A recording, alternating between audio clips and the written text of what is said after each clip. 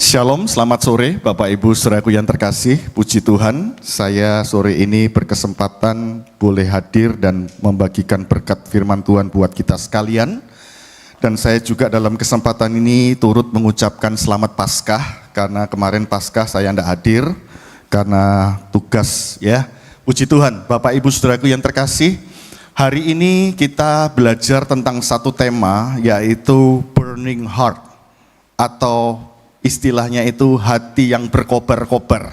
Mari ucapkan sama-sama, hati yang berkobar-kobar. 1, 2, 3. Hati yang berkobar-kobar. Hari ini kalau saudara memperhatikan di YouTube, khotbah dari session pertama, kedua, ketiga, sangat banyak dibahas tentang istilah Emmaus, ya. Banyak dibahas tentang kecewa, sedih, dan lain sebagainya.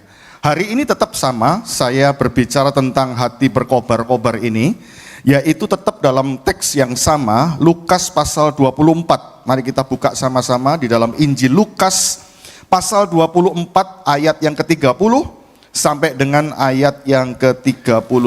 Lukas 24 ayat 30 sampai 35. Saya akan baca ayat yang genap, tolong Bapak Ibu sambung ayat ganjil bersaut-sautan dengan saya, nanti terakhir 35 kita baca sama-sama, dan kita akan aminkan bersama-sama. Demikian firman Tuhan. Waktu ia duduk makan dengan mereka, ia mengambil roti, mengucap berkat, lalu memecah-mecahkannya dan memberikannya kepada mereka. 31. Ketika itu terbukalah mata mereka dan mereka pun mengenal dia. Tetapi ia lenyap dari tengah-tengah mereka. Kata mereka seorang kepada yang lain, bukankah hati kita berkobar-kobar ketika ia berbicara dengan kita di tengah jalan dan ketika ia menerangkan kitab suci kepada kita? 33. Lalu bangunlah mereka dan terus kembali ke Yerusalem.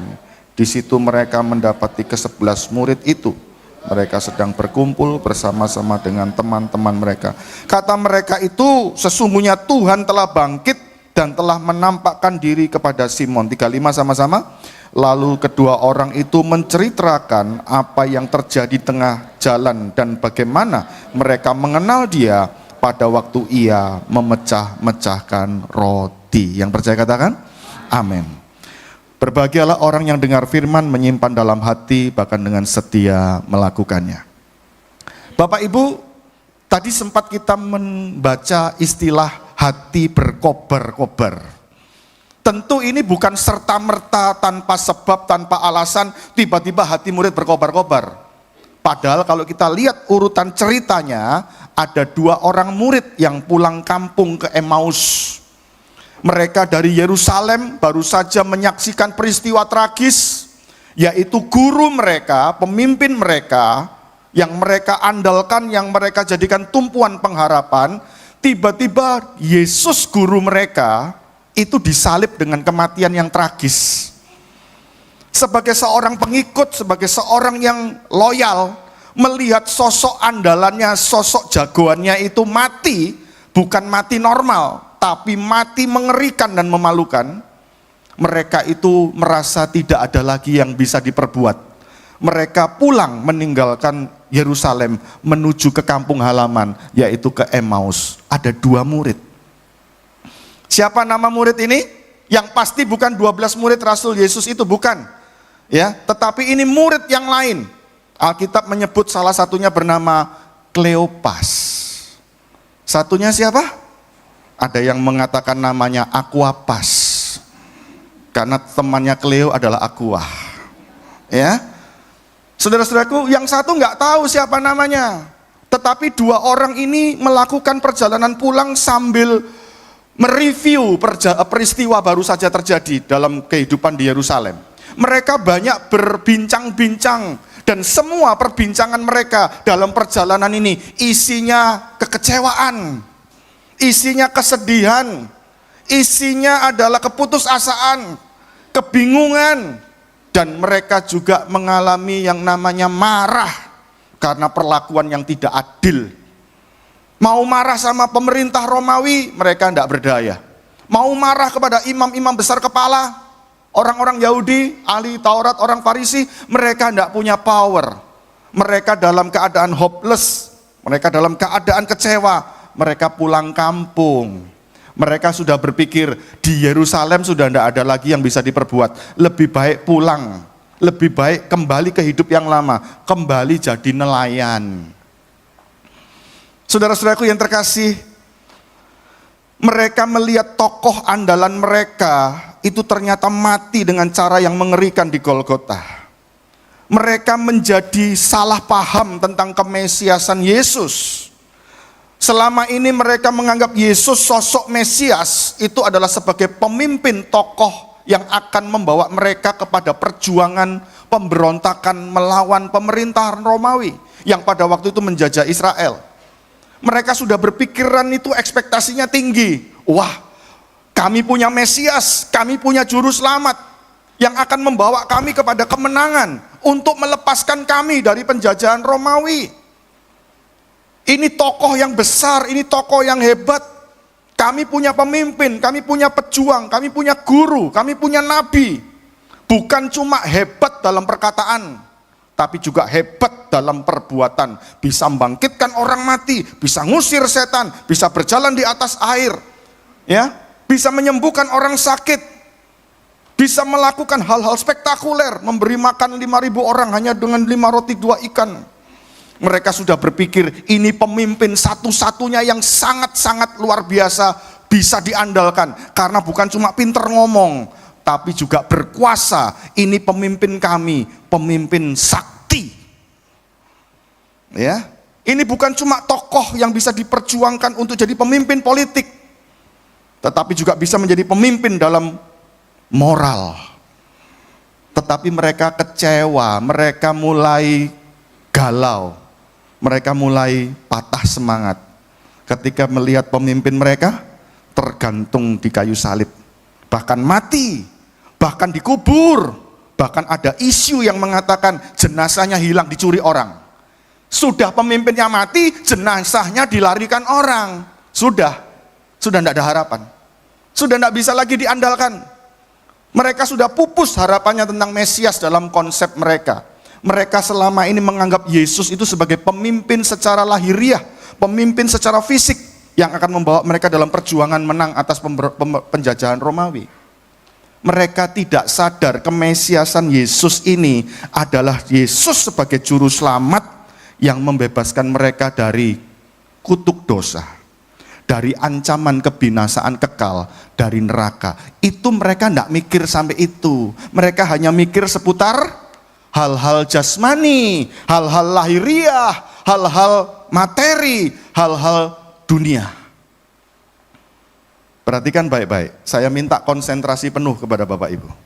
Apa yang dialami murid-murid, kekecewaan, putus asa, marah, bingung, mereka sudah mulai kehilangan pengharapan. Itu sama nggak dengan yang dialami gereja zaman sekarang pada kebanyakan? Percaya kepada Yesus, tetapi Yesus hanya di kotak-kotak. Apa Bapak Ibu? Yesus itu di kotak-kotak. Yesus itu dibatasi.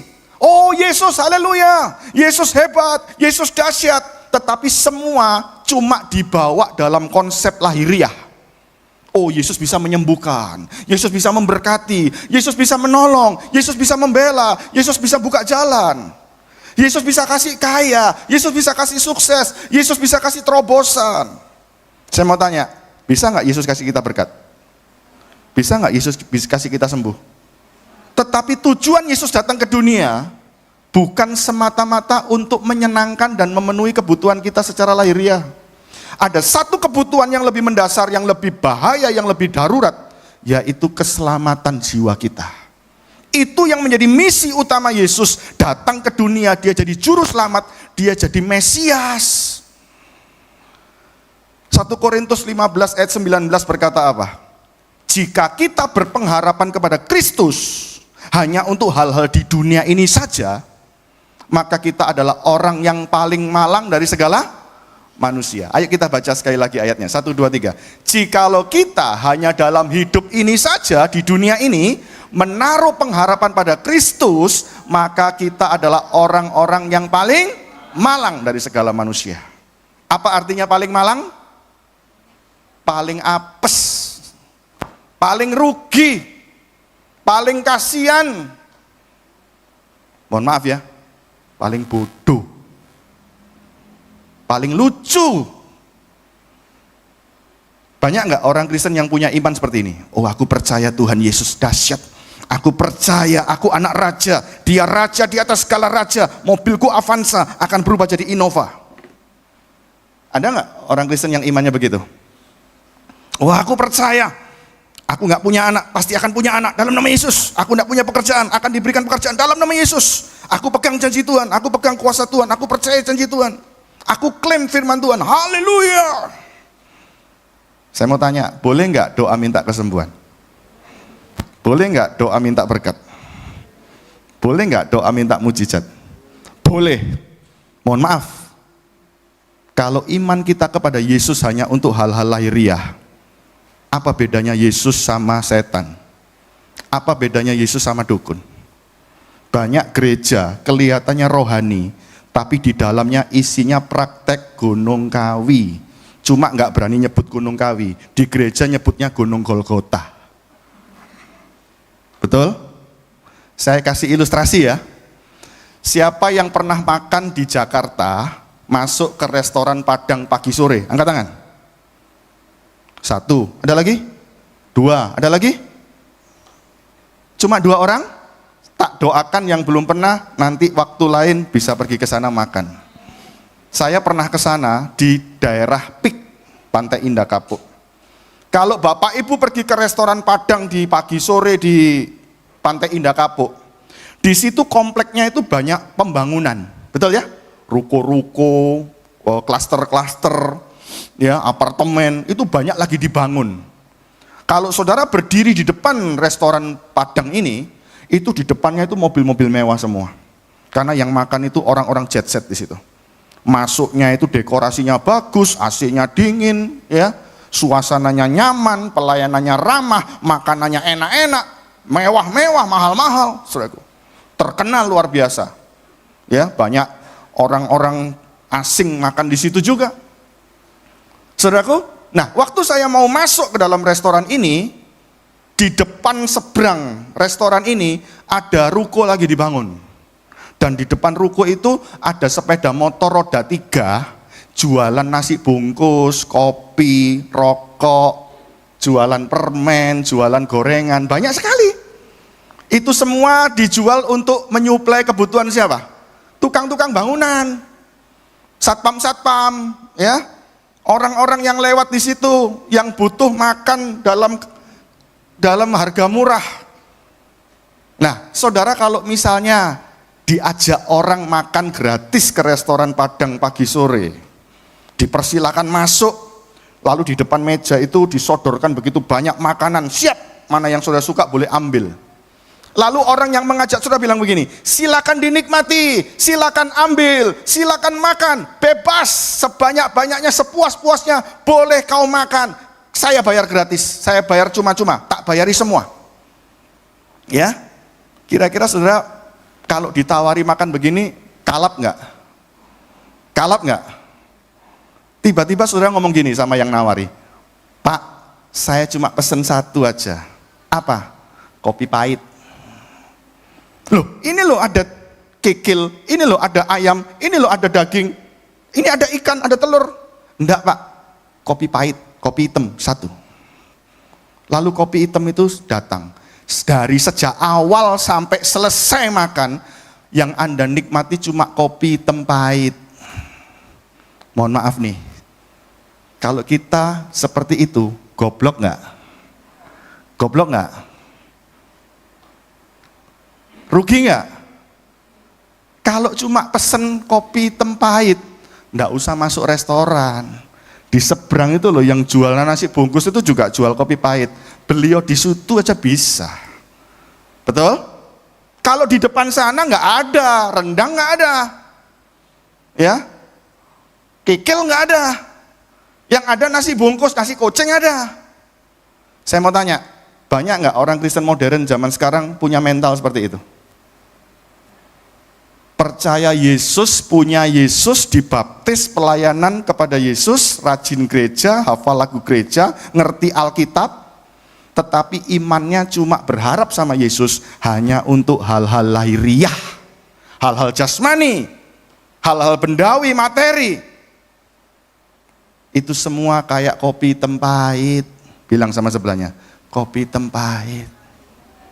Padahal Yesus bisa kasih sorga, bisa kasih hidup kekal, bisa kasih keselamatan, bisa kasih pengampunan dosa, bisa kasih damai sejahtera ilahi. Semua itu nggak bisa dibeli dengan uang, dikasih gratis. Tapi kita cuma mintanya apa? Kopi hitam pahit. Berarti percaya kepada Yesus itu mubasir. Cuman untuk hal-hal lahiriah. Kalau cuma untuk hal-hal lahiriah, setan pun bisa, kuasa gelap bisa, dukun pun bisa. Betul? Betul? Jadi kalau Anda percaya kepada Yesus, harapkan yang lebih.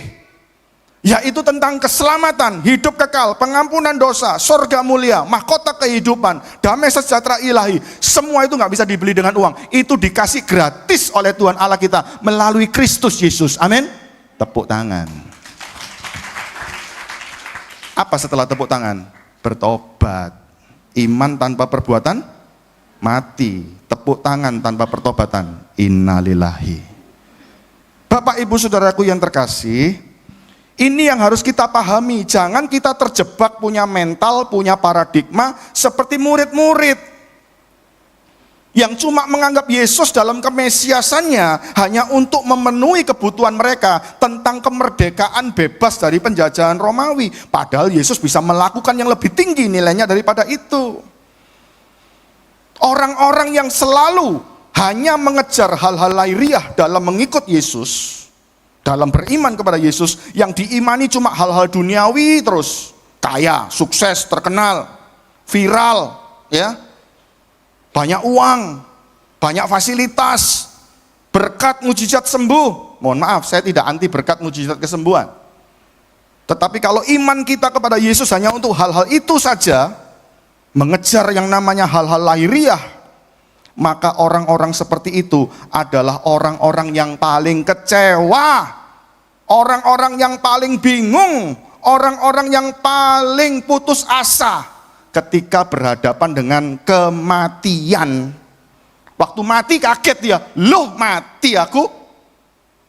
Ternyata duitku tidak bisa nolong aku, ternyata kekayaanku nggak bisa nolong aku, popularitasku tidak bisa nolong aku, ternyata jabatanku, nama besarku tidak bisa nolong aku, kecantikanku, kegantenganku tidak bisa tolong aku, gerejaku tidak bisa tolong aku, jemaatku nggak bisa tolong aku, pendetaku nggak bisa tolong aku. Lihat, orang-orang yang terus mengejar tujuan imannya adalah lahiriah, bendawi, jasmani, materi. Mereka adalah orang-orang yang paling kaget ketika diperhadapkan pada kematian. Bapak Ibu, Allah itu menghendaki kita supaya kita tidak kecewa ataupun sedih, putus asa. Tetapi Allah menghendaki hati kita berkobar-kobar. Roh kita terus-menerus diperbaharui, menyala-nyala akan keselamatan, akan hidup kekal, akan sorga, akan mahkota kehidupan. Karena kita semua yang ada di ruangan ini tidak selamanya ada di dunia. Betul? Kok ngomongnya betul lemes? Aku tahu hatinya berontak ya. Kita semua pasti ninggalkan dunia ini, karena dunia ini bukan tujuan kita. Dunia ini tempat transit. Tolong bilang sama sebelahnya, transit bro, transit sis. Apa itu transit? Mampir, singgah. Mau saudara hebat, mau saudara kaya, mau saudara terkenal, mau saudara masih kuat, masih muda, masih sehat, itu bukan jaminan kita bisa lama di dunia. Ada nggak orang mati dalam waktu usia muda? Ada nggak orang mati dalam waktu sehat? Rajin check up, rajin pedal mungkin? Rajin jaga makan mungkin? Apakah jaminan dia akan terus selamanya? Enggak. Dunia ini akan kita tinggalkan. Kalau kita hanya memandang hal-hal lahiriah, maka kita tidak punya pengharapan yang kekal. Tapi kalau kita memandang kepada Yesus sebagai Mesias yang menyelamatkan kita dari dosa dan dari kebinasaan, maka tujuan kita adalah sorga. Selalu punya pengharapan yang terus diperbaharui, selalu berkobar-kobar, karena kita tahu di balik kematian kita menerima upah, di balik kematian kita menerima sorga, di balik kematian kita punya orang dalam di sana. Haleluya. Maka orang yang sungguh-sungguh di dalam Yesus, dia tidak takut akan menghadapi apapun juga. Jangankan menghadapi masalah, menghadapi mati aja nggak takut. Amin. Bilang sama sebelahnya, mati aja nggak takut.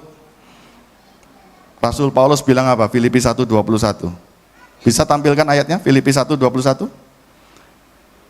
Karena bagiku hidup adalah Kristus, mati adalah, apa orang Paulus ini nggak gila? Mati dibilang keuntungan. Mati itu hoki, mati itu bejo, mati itu cuan. Kenapa Paulus bisa ngomong begini?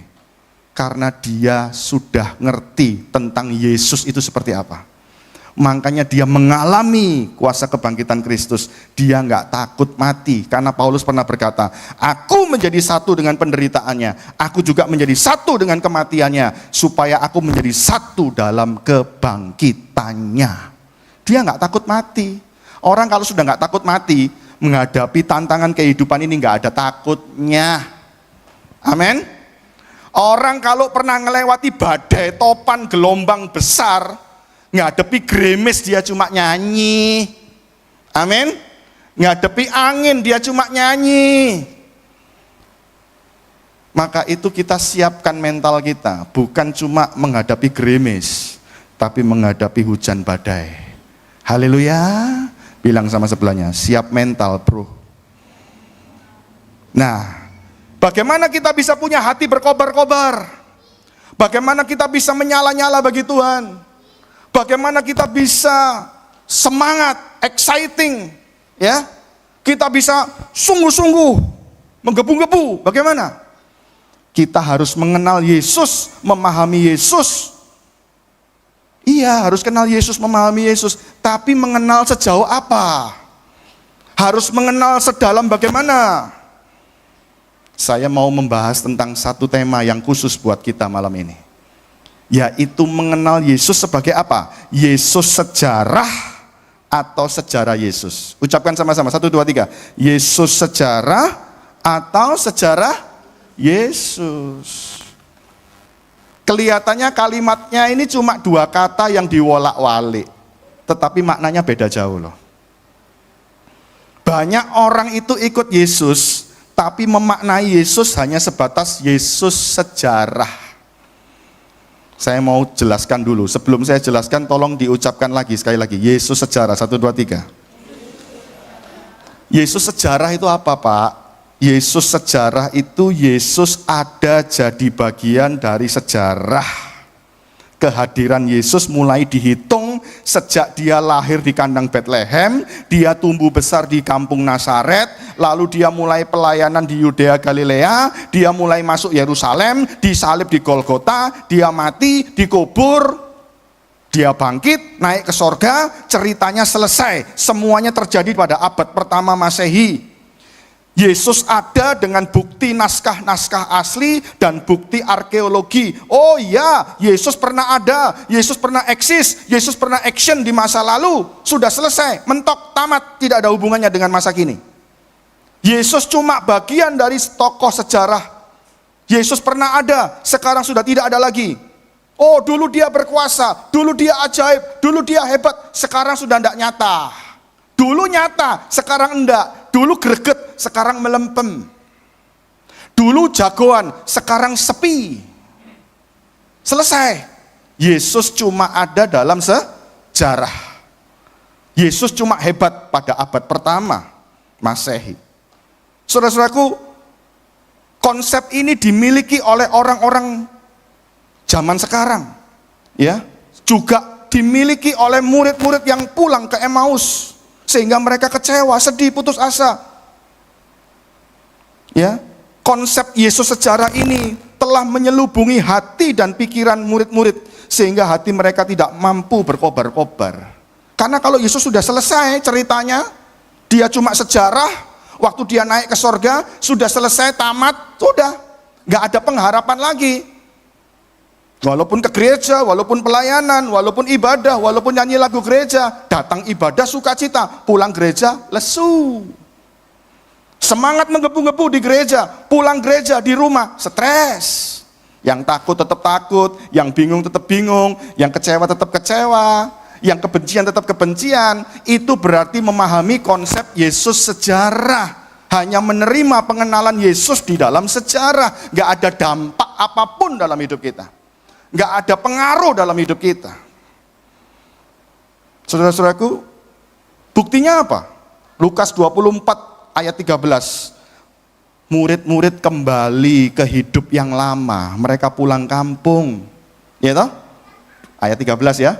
Pada hari itu juga 2 orang dari murid-murid Yesus pergi ke sebuah kampung bernama Emmaus yang terletak kira-kira 7 mil jauhnya dari Yerusalem. Mereka pulang kampung, kembali ke hidup yang lama. Ayat 17 tampilkan. Orang yang cuma mengenal Yesus sejarah.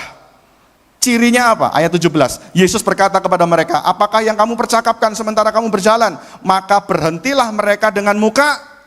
Ulangi, berhenti dengan muka.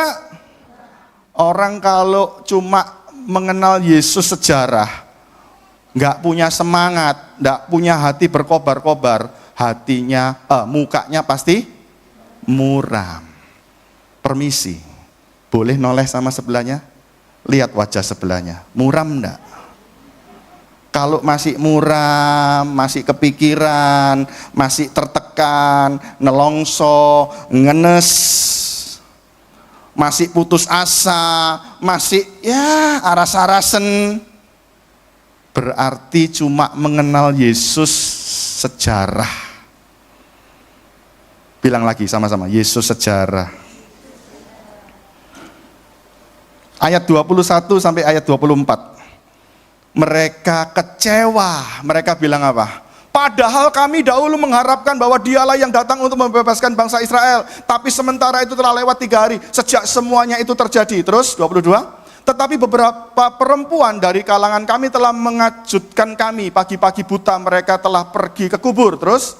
Dan tidak menemukan mayatnya. Lalu mereka datang dengan berita bahwa telah kelihatan kepada mereka malaikat-malaikat yang mengatakan bahwa ia hidup. Dan beberapa teman kami telah pergi ke kubur itu dan mendapati bahwa memang benar yang dikatakan perempuan-perempuan itu, tetapi dia tidak mereka lihat. Gak ada jenazahnya, kuburnya kosong. Ada yang bilang bangkit, ada yang bilang dicuri orang, tapi yang pasti gak ada jenazahnya. Mereka kecewa. Jagoan mereka, andalan mereka, idola mereka lenyap. Bukan cuma mati, sirna. Kecewa. Halo. Halo. Kok diem? Banyak nggak orang Kristen ke gereja rajin pelayanan tapi masih kecewa? Halo. Banyak nggak? Sakit hati. Panik. Bingung. Putus asa. Banyak nggak? Nggak banyak, tapi banyak. Kecewa sama suami, kecewa sama istri, kecewa sama anak, kecewa sama orang tua, kecewa sama mertua, kecewa sama mantu, kecewa sama ipar, kecewa sama saudara kandung. Banyak? Boleh ditambahin?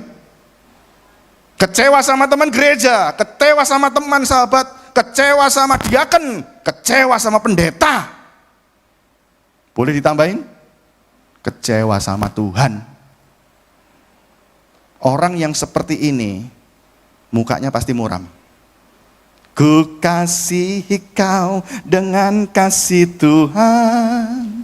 Ku kasihi kau dengan kasih Tuhan. Terus, ku lihat di wajahmu kemuliaan Raja. Ku kasihi kau dengan kasih Tuhan. Malaikat di sorga bilang apa? Pret. Betul? Saudaraku, ini yang harus kita pahami. Yesus cuma sebatas sejarah. Tokoh yang pernah ada, sekarang gak berpengaruh, gak berdampak, gak punya hubungan apapun dengan kita. Sudah selesai. Makanya kehidupan Kristen nggak beda dengan kehidupan orang dunia. Betul? Yang ngamuan tetap ngamuan, yang sombong tetap sombong, walaupun ke gereja, walaupun selingkuh tetap selingkuh, walaupun kasar tetap kasar, yang suka nipu tetap nipu. Banyak begini? Halo, banyak begini? Enggak kok. Tapi apa? Banyak. Tapi saya yakin di GBT Genesis nggak ada. Semua di sini diperlengkapi dengan Injil yang asli. Haleluya, haleluya. Yang terakhir, yang kedua, sejarah Yesus. Ucapkan sama-sama, 1, 2, 3. Sejarah Yesus. Kalau bicara sejarah Yesus, berarti harus melihat Yesus secara komprehensif. Melihat Yesus itu dari hulu sampai hilir.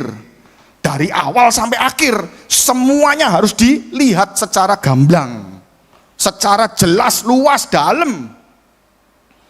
Nggak bisa melihat Yesus itu cuma tokoh besar, guru agama, guru moral yang muncul di abad pertama. Kita harus melihat Yesus sebelum lahir, yang sudah dinubuatkan oleh para nabi. Apa yang sudah ditulis oleh kitab-kitab sebelumnya. Siapa Yesus? Datanya, sumbernya, bukti naskahnya, arkeologinya, bahkan ajarannya, konsep berpikirnya, misinya, panggilannya, tujuannya, itu harus dilihat semua secara lengkap. Bilang sama sebelahnya, yang lengkap. Karena pusatnya itu Yesus. Yang dikejar itu Yesus. Jadi apapun keseluruhan dalam hidupnya Yesus, kita lihat semua, kita perhatikan semua. Eksistensi Yesus yang dilihat harus secara utuh. Melalui kitab para nabi dan dengan nubuatannya. Dan dilihat Yesus dalam pra-eksistensinya sebagai Allah yang kekal, yang tidak bisa dibatasi oleh waktu dan ruang ataupun sejarah. Yesus eksis dari kekal sampai kekal. Apakah Yesus itu baru ada hanya waktu dilahirkan oleh Maria di kandang Bethlehem? Kalau Anda baca di dalam Yohanes 8 ayat 55, Yesus pernah ngomong, aku telah ada sebelum Abraham ada. Berarti Yesus sudah ada sebelum lahir, karena dia Allah. Betul? Dia sudah ada, karena dia kekal. Di dalam Yohanes 5 ayat 20, Yesus adalah Allah yang benar dan hidup yang kekal. Nggak bisa dibatasi ruang dan waktu. Dia nggak bisa dibatasi oleh sejarah. Dia yang bikin sejarah. Dia yang berkuasa menaungi lebih tinggi daripada sejarah. Filipi 2 ayat 6 sampai 11. Dia mengosongkan dirinya walaupun dia setara dengan Allah. Dia tidak mempertahankan itu sebagai hak yang harus dipertahankan. Dia adalah Tuhan. Kalau Tuhan itu nggak ada limit batas waktu dimulai kapan, berakhir kapan. Namanya Tuhan berkuasa atas waktu. Dia kekal, dia pencipta waktu. Dia yang menciptakan peristiwa. Dia yang menciptakan setiap ruang. Dia nggak dibatasi oleh dimensi apapun. Bahkan Wahyu pasal 1 ayat 8, aku adalah Alfa dan Omega. Wahyu 22 ayat 13. Jadi, kalau bicara tentang Yesus, kita perhatikan dalam sejarah Yesus, maka Yesus hadir, ya, karena Yesus telah bangkit mengalahkan maut, berarti ada jaminan hidup kekal bersama Yesus. Hanya Yesus yang bisa kasih hidup kekal. Ini yang memunculkan pengharapan yang kokoh dalam iman orang Kristen. Yesus telah bangkit dan telah hidup, tidak dapat dibatasi oleh tembok, nggak bisa dibatasi oleh rasa lapar, nggak bisa dibatasi oleh maut, nggak bisa dibatasi oleh hukum gravitasi. Dia naik ke surga nggak pakai sayap, nggak pakai pesawat terbang, nggak pakai drone. Saudaraku, Yesus juga nggak bisa dibatasi oleh sejarah. Konsep ini yang merubah hati dan pikiran murid-murid, sehingga mereka hatinya berkobar-kobar masuk dalam ladang pelayanan demi nama Yesus. Itu yang dialami dua murid ini. Mereka nggak kembali terus pulang ke Yerusalem, kembali pulang ke Emmaus. Mereka malah balik badan. Mereka kembali ke Yerusalem. Mereka mengikuti panggilan Tuhan Yesus untuk masuk dalam ladang pelayanan, untuk menjadi seorang penginjil. Itu yang membuat murid-murid rasul-rasul hatinya berkobar-kobar demi Kristus, rela mati martir. Mereka nggak takut. Saking berkobar-kobarnya tentang sorga, tentang keselamatan, tentang penebusan dosa, tentang hidup kekal, mereka dibakar nggak takut. Dibakar hidup-hidup nggak takut. Digergaji hidup-hidup nggak takut. Dikuliti hidup-hidup nggak takut. Ditombak, disalib terbalik nggak takut. Diadu dengan binatang buas nggak takut. Digoreng dengan minyak mendidih nggak takut. Kaki tangannya diikat, ditarik dengan kuda ke 4 penjuru, tidak takut.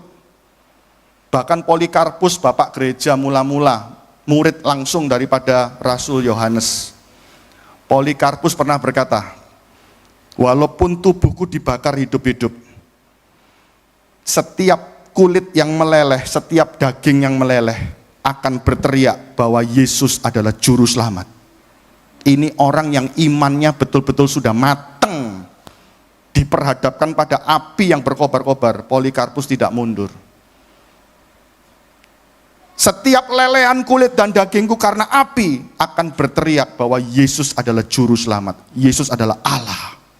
Yesus yang menebus kita semua dari dosa. Polikarpus mati secara martir.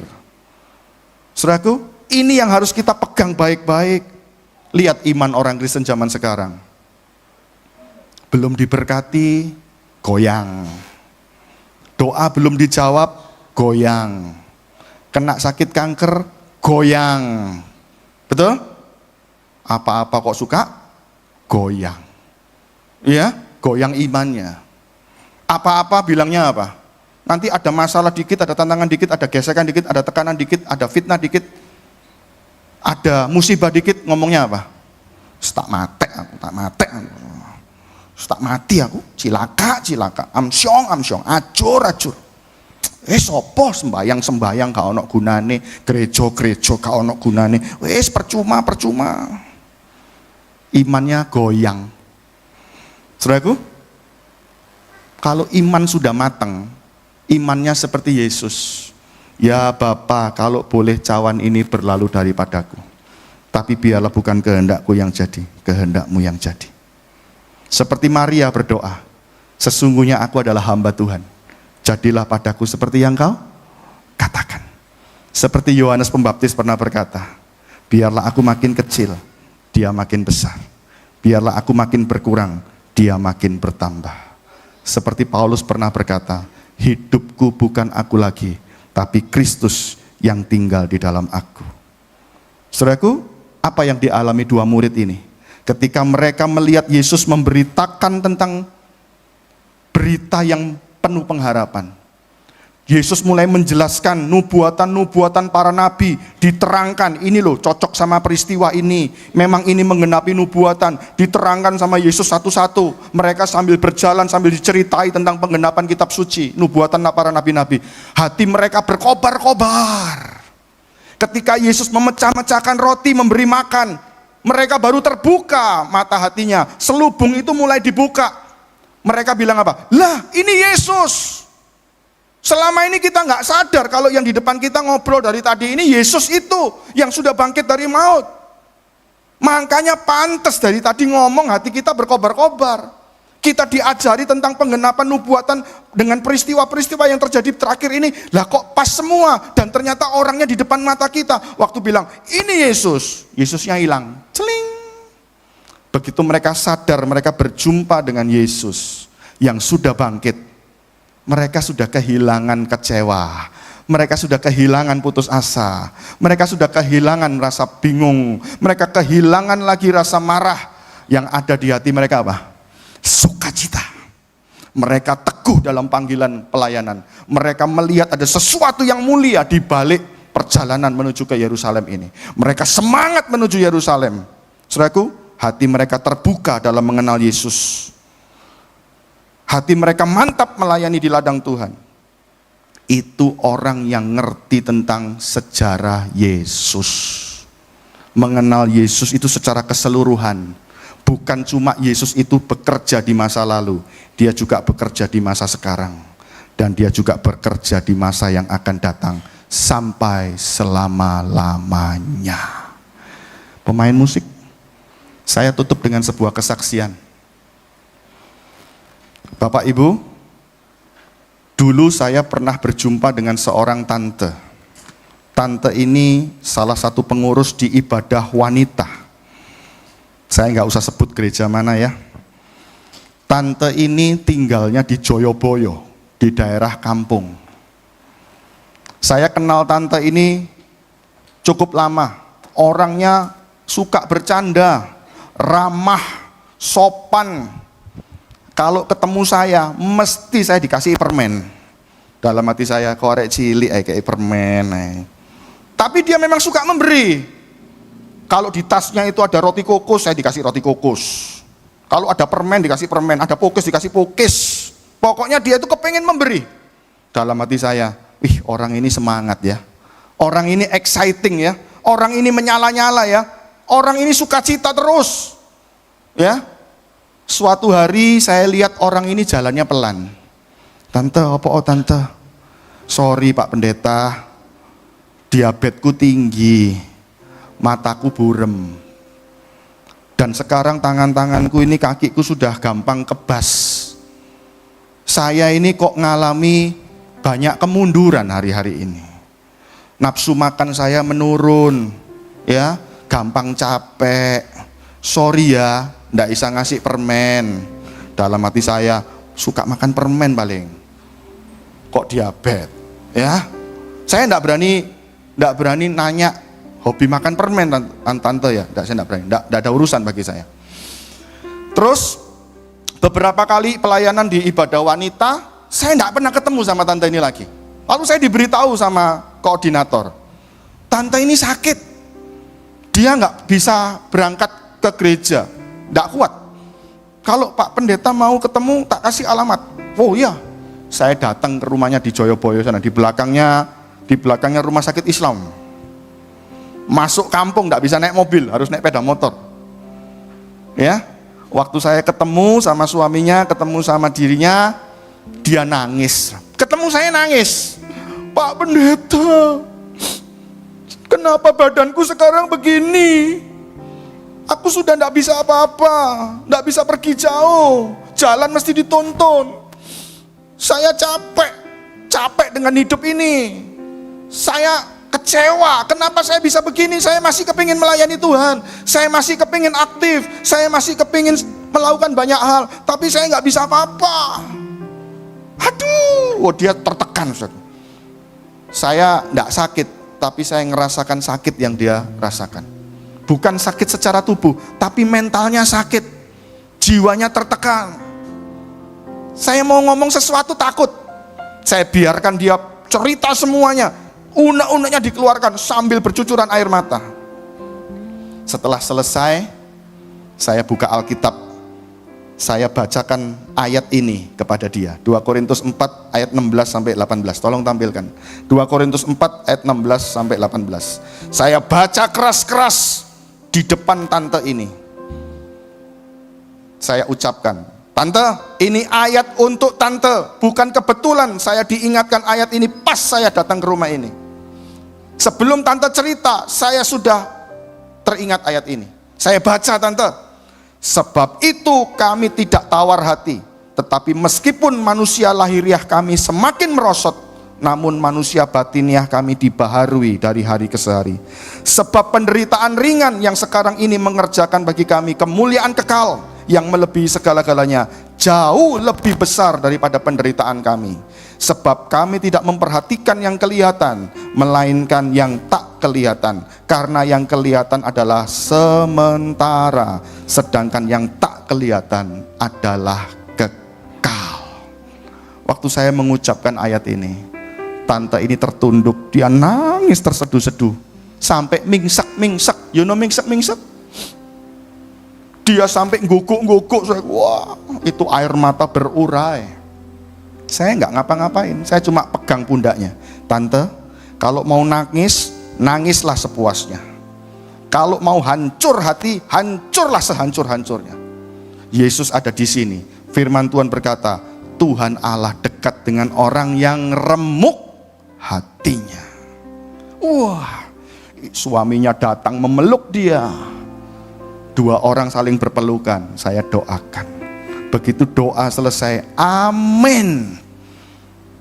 Apa yang terjadi dengan tante ini? Dia kembali semangat. Pak Pendeta, saya tidak mau terpuruk, saya tidak mau nelongso, saya tidak mau ngenes. Saya tahu tidak ada seorang pun bisa menang lawan umur, tapi saya punya manusia batiniah. Saya walaupun makin merosot secara lahiriah, tapi saya mengalami pembaharuan batiniah supaya saya siap berjumpa dengan Yesus kekasih jiwa saya. Saya percaya kepada Dia, tidak pernah sia-sia. Dia mengasihi saya apa adanya. Orang ini meninggal dalam keadaan penuh pengharapan. Dia tidak terpuruk, dia tidak kecewa. Dia mengalami pembaharuan roh, dia menggebu-gebu, hatinya berkobar-kobar, walaupun badannya merosot. Saudaraku, firman Tuhan pernah berkata, ketika kemah tempat kediaman kita di dunia ini dibongkar, Allah menyediakan tempat kemah abadi. Itu hanya bisa diberikan oleh Yesus. Yang lain gak bisa kasih. Tepuk tangan. Amin. Mari kita tundukkan kepala. Kita nyanyikan pujian satu-satunya pengharapanku. Haleluya, haleluya, haleluya.